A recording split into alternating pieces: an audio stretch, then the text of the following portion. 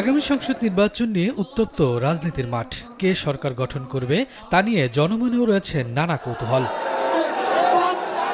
ত্রয়োদশ সংসদ নির্বাচনকে সামনে রেখে পিপলস ইলেকশন পালস সার্ভে নামে জরিপ করেছে ইনোভেশন কনসাল্টিং। বুধবার রাজধানীর আগারগাঁও জাতীয় আর্কাইভ ভবনে জরিপের তথ্য তুলে ধরেন প্রতিষ্ঠানের ব্যবস্থাপনা পরিচালক মোহাম্মদ রুবাইত সারোয়ার। ৬.৩% শতভাগ সন্তুষ্ট। জরিপে ৬৪ জেলার নানা শ্রেণী পেশার 10,000 ভোটারের মতামত নেওয়া হয়। তুলে আনা হয়েছে ভবিষ্যৎ সরকারের কাছে প্রত্যাশা, ভারত ও পাকিস্তানের সঙ্গে সুসম্পর্ক, কি বিবেচনায় ভোট দেবেন, কাকে ভোট দেবেন, সরকার গঠনের যোগ্য দল ও আগামী সরকার গঠনের সম্ভাবনার প্রসঙ্গ। দলীয় প্রতীক বিবেচনায় 14.7% ও প্রার্থী বিবেচনায় 65.5% ভোটার ভোট দিতে আগ্রহী। স্থানীয় রাজনীতিতে বিএনপির দলীয় কার্যক্রমে সন্তুষ্ট মাত্র 8.2% ভোটার। জামায়াতের উপর 13.7 ও এনসিপির কার্যক্রমে সন্তুষ্ট 9.1%। 41.3%, জামাত ইসলামী 31.6%, যেটা হয়েছে 30.3%।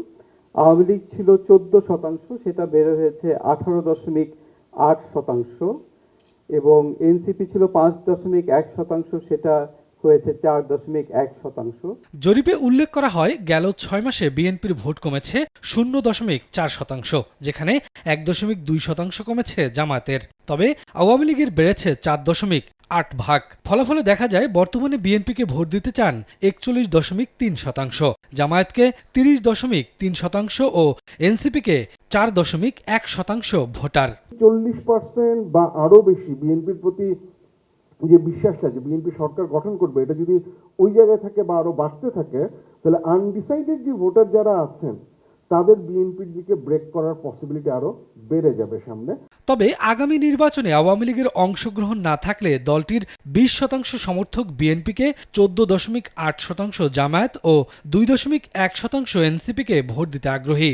নতুন সরকার গঠনের জন্য বিএনপিকে 39.1%, জামায়াতকে 28.1% এবং এনসিপিকে 4.9% ভোটার যোগ্য মনে করেন। মানুষ কিন্তু শুধু ভোট নিজের প্রতি কিরকম আচরণ হলো এটা দেখে ভোট দেয় না, জাতীয় পর্যায়ে চিন্তা করেন যে আমার দল ঠিক আছে, আমার সাথে ভালো বিহেভ করে নাই, কিন্তু তাতে কি, আমার দল তো মানে দেশের ক্ষমতায় থাকবে।